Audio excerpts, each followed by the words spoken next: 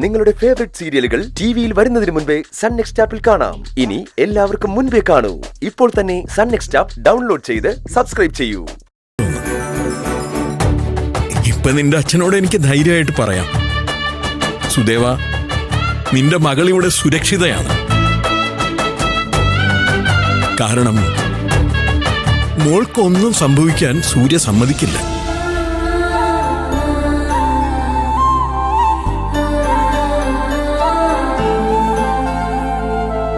സാറേ, എന്റെ മോള് ഭാഗ്യം ചെയ്ത പെണ്ണ. അല്ലായിരുന്നെങ്കിൽ സാറിനെ പോലൊരാള് ആ അമ്പലത്തില്.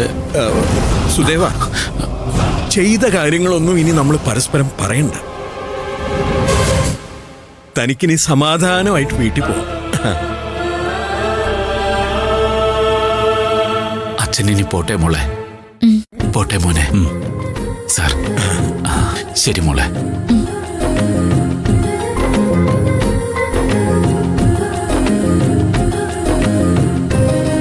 അച്ഛാ, ഇനി നന്ദിനിക്ക് കുഴപ്പമൊന്നുമില്ലല്ലോ. എന്തും കഴിക്കാലോ, എവിടെ ഇറങ്ങി നടക്കാലോ, അല്ലേ? ഒരു കുഴപ്പമില്ലടാ. എന്ത് വേണമെങ്കിലാവാം.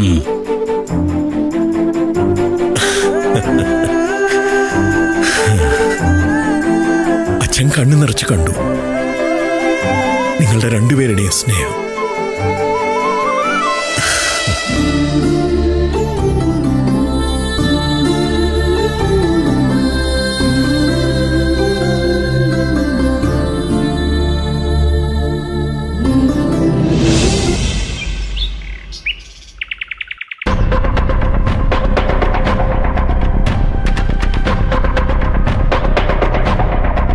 എന്നാലും എന്റെ മമ്മി, അവൻ സൂക്ഷിച്ചു വെച്ചിരുന്ന കാമുകിയുടെ ഷർട്ട് അവളെടുത്തതിന്റെ പേരിൽ അവൻ അവളെ തല്ലിബോധം കെടുത്തി. അപ്പൊ ഞാൻ കരുതിയത് എന്താണെന്നറിയോ? സൂര്യയുടെ മനസ്സിൽ വേറെ ഒരു പെണ്ണിനോടും ഒരു കാലത്തും ഇഷ്ടം തോന്നില്ലെന്ന്. പക്ഷെ അതൊക്കെ വെറുതെ ആയി പോയില്ലേ? അളിയനെ സംബന്ധിച്ച് ആ ഷർട്ട് ഒരു സെന്റിമെന്റ്സ് ആയിരുന്നു എന്നുള്ളത് സത്യമോ? പക്ഷേ ഇപ്പൊ അളിയന്റെ മനസ്സിൽ നന്ദിനി മാത്രമേ ഉള്ളൂ. അക്കാര്യം 100% സത്യം. നമ്മളൊക്കെ ചത്തുപോകുന്നല്ലേ കരുതിയത്. അതിന്റെ ഇടയിലാ ഒരു ഭിക്ഷയാചിക്കലും കാല് കഴുകി ചൂട്ടലും ഒക്കെ. ദൈവങ്ങൾക്ക് ഇവളെ പോലുള്ളവരെ നോക്കിയിരിക്കലാണോ പണി? മമ്മി എന്താന്നും പറയാത്തത്? ഞാൻ എന്തു പറയാനാ? അപ്പോ മമ്മി പരാജയം സമ്മതിച്ചോ? ഇനി അവളെ ഒരിക്കലും എതിർക്കില്ലെന്നാണോ? അങ്ങനെ ഞാൻ പറഞ്ഞു.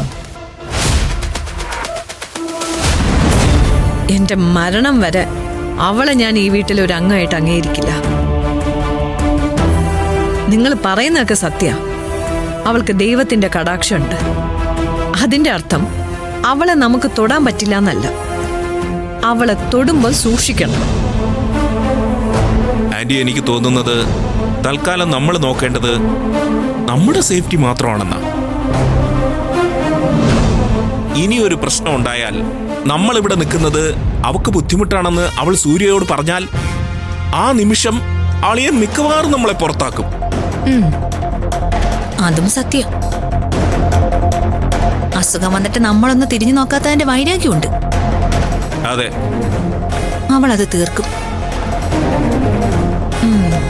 അങ്ങനെ ഒരു സിറ്റുവേഷൻ വരട്ടെ. വീടും മറ്റും സൂര്യയുടെ പേരിലാണെന്നുള്ളത് സത്യ. പക്ഷേ അത് എന്റെ തായ് വഴി വന്നതാ. അധികാരം ഉറപ്പിക്കാൻ അവൻ എന്തെങ്കിലും ശ്രമം നടത്തിയ അമ്മയും മകനും തമ്മിലുള്ള യുദ്ധം വീട്ടിൽ നിന്നും കോടതിയിലേക്കാ. അവിടെ അവൻ ഉത്തരം പറയേണ്ടി വരും.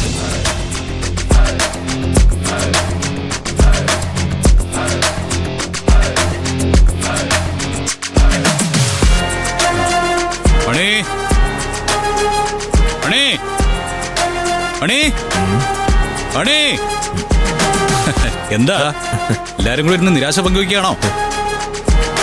നന്ദിനി ഇതോടെ തീരുമെന്ന് കരുതിയിട്ട് ഒരു കുഴപ്പം പറ്റാതെ തിരിച്ചു വന്നപ്പോ അല്പം ടെൻഷനുണ്ട്, അല്ലേ? എന്താ സാറേ?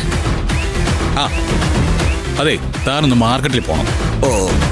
എന്നിട്ട് നല്ല മീൻ വാങ്ങണം. ഇറച്ചിയും വാങ്ങണം.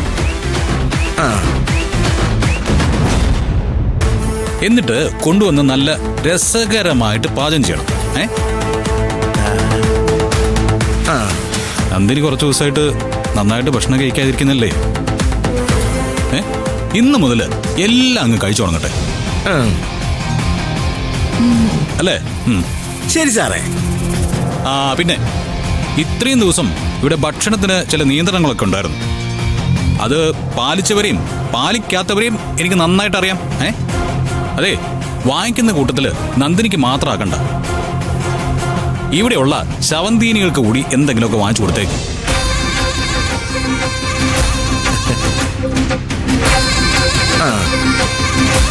സൂര്യയുടെ ഒരു സന്തോഷത്തിന് വേണ്ടി പെട്ടെന്ന് പോയിട്ട് വാങ്ങി. അതെ, ഇന്നു മുതൽ ആർക്കും എന്തും കഴിക്കാം. പക്ഷേ നിരോധനം നിലവിലുണ്ടായിരുന്ന സമയത്ത് കഴിച്ചതെല്ലാം ഒരു ചോദ്യചിഹ്നമായിട്ട് അവിടെ അങ്ങ് കിടക്കും. അതിനുത്തരം പറയാൻ അധിക നാളൊന്നും പോകേണ്ടി വരില്ല. ഗൂഢാലോചന നടക്കട്ടെ. അതിന് മാത്രമാണല്ലോ ഒരു കുറവില്ലാത്തത്. നടക്കട്ടെ, നടക്കട്ടെ. ഒരു രസമല്ലേ? ഈ അടി അത്ര രസമായിട്ട് തോന്നുന്നില്ല. അവൻ കരുതിക്കൂട്ടി പരിഹസിക്കാം മമ്മി. അവള് സാധാരണ നിലയിലെത്തിയതിന്റെ അഹങ്കാരം.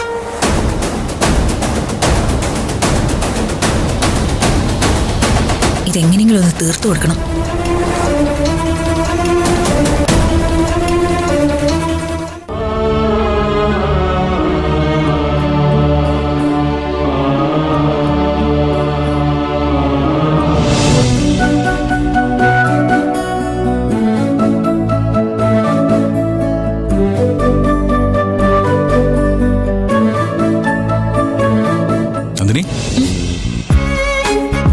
തനിക്ക് എവിടേക്കെങ്കിലും ഒന്ന് പോകണമെന്നുണ്ടോ? ഒന്ന് പുറത്തേക്ക് ഇറങ്ങിയാൽ മനസ്സൊക്കെ ഒന്ന് ഫ്രഷ് ആവും. അല്ലെങ്കിൽ വേണ്ടല്ലേ, 2-3 ദിവസം കഴിഞ്ഞിട്ട് നമുക്ക് തൻ്റെ വീട്ടിലേക്കൊന്ന് പോവാം. പിന്നെ അമ്പലത്തിൽ, അതിപ്പോ ഏതമ്പലത്തിലായാലും കുഴപ്പമൊന്നുമില്ലല്ലോ. പോകണമെങ്കിൽ നമുക്ക് പോവാം. എന്നിട്ട് ഒരു ദിവസം നമുക്ക് ഫുള്ളായിട്ടൊന്ന് കറങ്ങാം.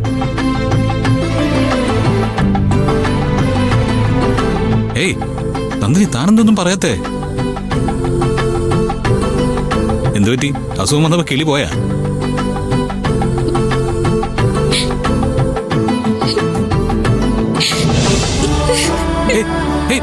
നന്ദിനി, നന്ദിനി എഴുന്നേറ്റ്. താൻ എന്തേ കാണിക്കുന്നേ? നന്ദിനി എഴുന്നേറ്റ്. എന്തേ കാണിക്കുന്നു? എഴുന്നേറ്റ് എണീ. ഇവിടെ